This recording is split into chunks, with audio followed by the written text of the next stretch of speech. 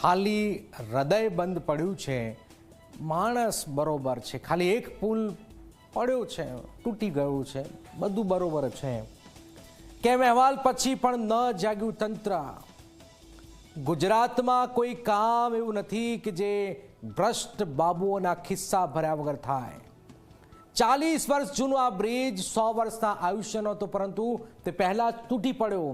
જાગૃત મીડિયા તરીકે ઝી 24 કલાકે વર્ષ 2023માં સરકારનું ધ્યાન આ જર્જરિત બ્રિજ પર દોર્યું હતું, પણ ન અધિકારીઓએ સાંભળ્યું કે ન સરકારે સાંભળ્યું.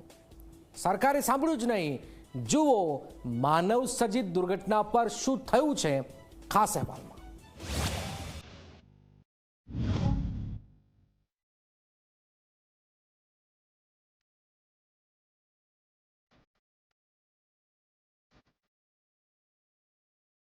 મધ્ય ગુજરાતથી સૌરાષ્ટ્રને જોડતો મહીસાગર નદી પરનો 40 વર્ષ જૂનો ગંભીરા બ્રિજ વચ્ચેથી તૂટી પડ્યો.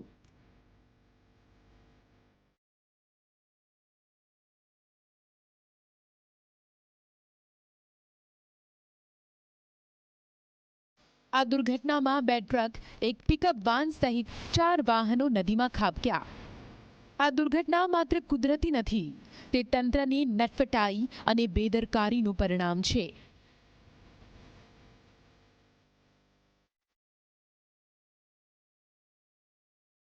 બે વર્ષ પહેલા 26 એપ્રિલ 2023ના રોજ ઝી 24 કલાકે આ ગંભીરા બ્રિજની જર્જરિત સ્થિતિનો પર્દાફાશ કર્યો હતો.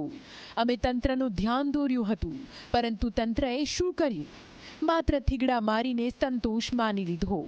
જો સમયસર નક્કર કામગીરી થઈ હોત તો આજે આ દુર્ઘટના ટળી શકી હોત. બિલકુલ 2 વર્ષ પહેલાં એટલે કે 2022 અને 23માં 2 વર્ષ સુધી આ બ્રિજને લઈને ઝી 24 કલાક દ્વારા રિયલિટી ચેક કરવામાં આવ્યું હતું. અત્યંત વાઇબ્રન્ટ મારતો હતો આ બ્રિજ, જેને લઈને ક્યાંક ને ક્યાંક જોવા જઈએ તો તંત્રને પણ ધ્યાન દોર્યું હતું કે વહેલી તકે આ બ્રિજ છે તે બંધ કરવામાં આવે, પરંતુ તંત્ર દ્વારા કોઈપણ પ્રકારની છે તે કાર્યવાહી ન કરવામાં આવી. માત્ર ને માત્ર ઠેંગડા મારવામાં આવ્યા. જે ગેપો હતી તે પૂરવાની કામગીરી હાથ ધરી, પરંતુ ચોક્કસથી જોઈ શકાય છે કે તંત્રએ જે ધ્યાને ના લીધું તેના જ કારણે એક મોટી બેદરકારી બની છે, મોટી દુર્ઘટના બની છે, જેની અંદર નિર્દોષ લોકો 9 નિર્દોષ લોકોએ પોતાના જીવ ગુમાવ્યા છે. એક પરિવાર આખો છે ત્યાં બ્રિજ પરથી પડ્યો અને નદીમાં ગરકાવ થયો. તમામ લોકોના મોત હાલ નીપજી ચૂક્યો છે. એટલે ચોક્કસથી ક્યાંક ને ક્યાંક અત્યંત દુઃખદ ઘટના છે, પરંતુ આ નગરોડ વડોદરાનું જે તંત્ર છે, વડોદરા જિલ્લા તંત્ર છે, તેને આ ધ્યાને ના લીધું. તેના જ કારણે જવાબદાર માત્ર ને માત્ર આ તંત્ર જ છે, જેના કારણે આટલી મોટી દુર્ઘટના બની છે. ઝી 24 કલાકની સાથે લખન દરબાર નામના એક સ્થાનિકે પણ અધિકારીઓને ફોન કરીને સમારકામની માંગ કરી હતી. એ વખતે સ્થાનિકે ફોનમાં શું કહ્યું હતું તમે સાંભળો.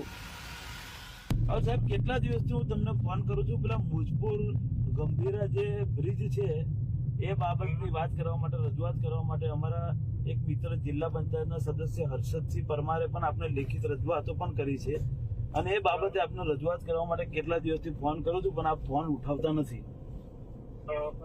હવે એ બાબતે આખું બ્રિજ એકદમ ખલાસ હાલતમાં છે સાહેબ. આખા બ્રિજની હાલત ખસ્તા છે, અને કેટલા બધા દિવસો થઈ ગયા, હજુ કોઈ કામગીરી થઈ જ નથી. તો લોકોનું જીવના જોખમે લોકો જાય છે, તો શું કરવાનું? એનું કંઈક તો કરો. જો ઝી 24 કલાક અને લખન દરબારની વાત ભ્રષ્ટ બાબુએ સાંભળી લીધી હોત તો આજે અનેકના જીવ બચી જાત.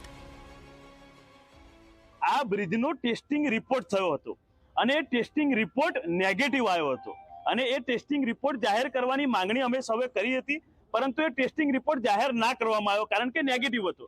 હવે તમે વિચાર કરો કે આ રાજ્યમાં ટેસ્ટિંગ રિપોર્ટ નેગેટિવ બ્રિજનો આવતો હોય, અને એ બ્રિજને સતત તમે 3 વર્ષ સુધી ચાલુ રાખો. આ તો સવારનો સમય હતો, પરંતુ જો સાંજનો સમય હોત અને લોકોની અવર જવર નોકરીઓથી જતા આવતા લોકો બાઇકો પર ખૂબ જ મોટી સંખ્યામાં ત્યાંથી પસાર થાય છે. મહીસાગર નદી ખૂબ જ ઊંડી નદી છે. આવી જગ્યાએ જો સાંજના ટાઈમે આ બનાવ બન્યો હોત તો અતિ ગંભીર બનાવ બનત. આ દુર્ઘટના બાદ તંત્ર હવે દોડધામ કરી રહ્યું છે. સ્થાનિક તરવૈયાઓ અને ફાયર બ્રિગેડ દ્વારા બચાવ કામગીરી ચાલી રહી છે, પરંતુ સવાલ એ છે કે જો તંત્રએ 2 વર્ષ પહેલા ઝી 24 કલાકના અહેવાલ પર ધ્યાન આપ્યું હોત તો શું આ નિર્દોષ જીવો આજે આ દુર્ઘટનાનો ભોગ બન્યા હોત? લગભગ 40 વર્ષ જૂનો બ્રિજ છે. જનરલી બ્રિજ 100 વર્ષ માટે આપણે બનાવતા હોઈએ છીએ, એટલે બ્રિજની લાઈફ તો હજી છે, બ્રિજની લાઈફમાં ઇસ્યુ નથી, પરંતુ સમયાંતરે રિપેરિંગ કામ પણ આમાં થતું હતું. ગયા વર્ષે આમાં રિપેરિંગ કામ કરવામાં આવેલું હતું 24-25માં, અને જે બી વિઝિટ દરમિયાન નુકસાન જણાતું હતું તેનું કન્ટિન્યુઅસ સમારકામ માર્ગ અને મકાન વિભાગ દ્વારા હાથ ધરવામાં આવ્યું. આ ગંભીરા બ્રિજ, જે સુસાઇડ પોઈન્ટ તરીકે પણ કુખ્યાત હતો, તેની જર્જરિત સ્થિતિ વિશે ઝી 24 કલાકે વારંવાર તંત્રનું ધ્યાન દોર્યું હતું. અમે નવો બ્રિજ બનાવવાની રજૂઆતો કરી, પરંતુ તંત્રના નટપટ અધિકારીઓએ કંઈ સાંભળ્યું નહીં. આજે નિર્દોષ પરિવારો વિખેરાઈ ગયા, માસૂમો મોતને ભેટ્યા, અને તંત્ર હજુ નિવેદનો આપવામાં વ્યસ્ત છે. 2 વર્ષ પહેલા જી 24 કલાકે આ જ બ્રિજની રિયાલિટી ચેક કરેલું અને ત્યારે પણ ખામીઓ સામે આવેલી. આ બ્રિજની નિયમિત મેન્ટેનન્સ અને મરામત કરેલી હતી, પરંતુ આ કમનસીબ બનાવ અને ખૂબ દુઃખદ બનાવ બન્યો છે. મુખ્યમંત્રીશ્રીએ તો તમામ જે પણ કોઈ ટેકનિકલી ખામીવાળા અથવા તો જૂના બ્રિજો હોય તો એને રિયાલિટી ચેક કરવા માટે પણ કહ્યું છે, અને એ કર્યા પછી આ બ્રિજને નવો બ્રિજ બનાવવા માટેની એમને સંમતિ આપી. ગંભીરા બ્રિજનું ભંગાણ એ માત્ર બ્રિજનું તૂટવું નથી, એ તંત્રની બેદરકારી અને નિષ્ફળતાનું પ્રતીક છે. સવાલ એ છે કે આવી દુર્ઘટનાઓમાંથી તંત્ર ક્યારે શીખશે?